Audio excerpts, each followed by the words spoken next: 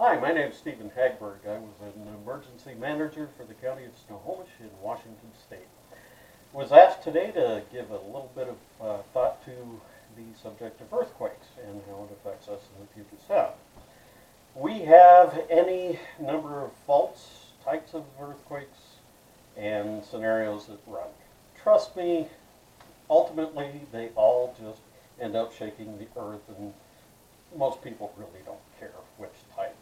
I will say on the front end that whatever your local emergency management agency and fire department suggest as proper things to prepare for, to do all that. Having said that, I will go ahead and hit some key themes for me.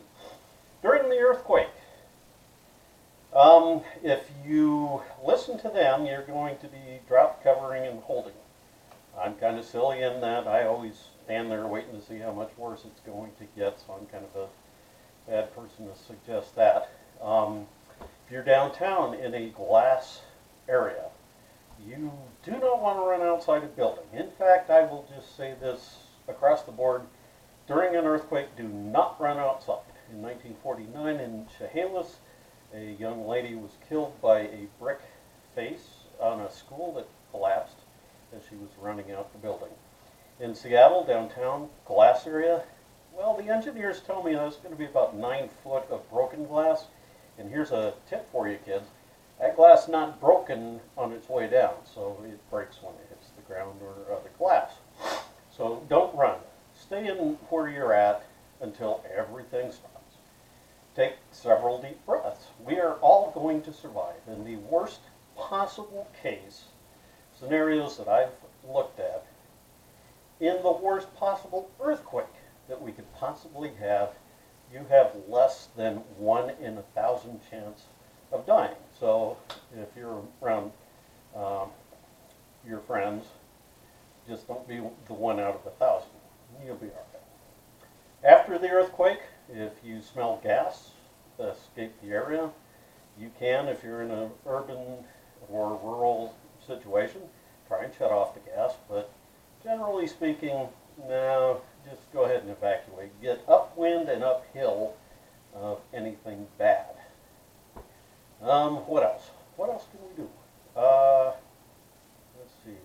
Send the people we don't like smoking around to check for gas. That works.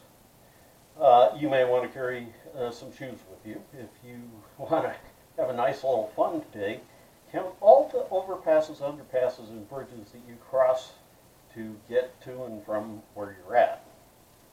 And then figure that most of those were only rated for maybe a 7.5 and may not be standing or not inspected in a timely fashion. We'll just say that. Having said that, don't plan on using your cell phone much. You may get some texting through. The cell system is a bit more robust than it was in 2001. However, pretty much any disaster that's befallen anywhere around here in recent years clogs up the cell towers. If you know somebody that's got, what do they call that?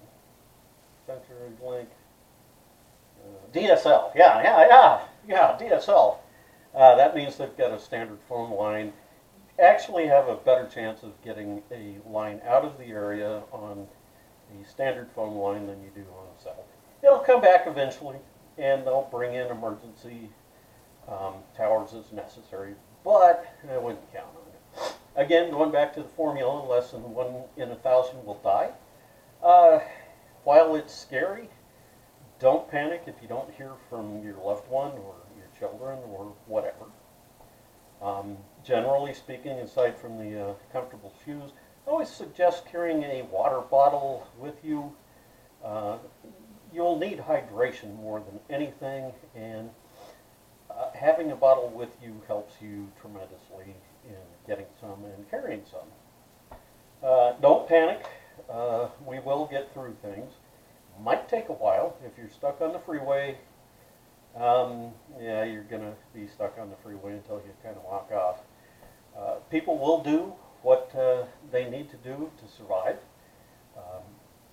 I don't know if apps will run on phones very well, but you can always try.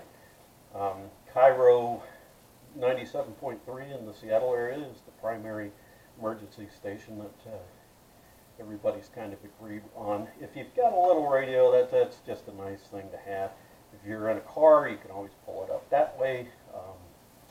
But you can also carry a little radio if you want and get some emergency instructions that way. If you have problems, 911's probably not going to be too available to you for a while. The best answers would be to present yourself at a local pharmacy, clinic, urgent care clinic, or something of the sort. You could even stop at dentists. They have medical supplies. The fire station, yeah, well, you could try. They're probably going to be a little bit busy and probably not with you in the top 10 concerns that they have.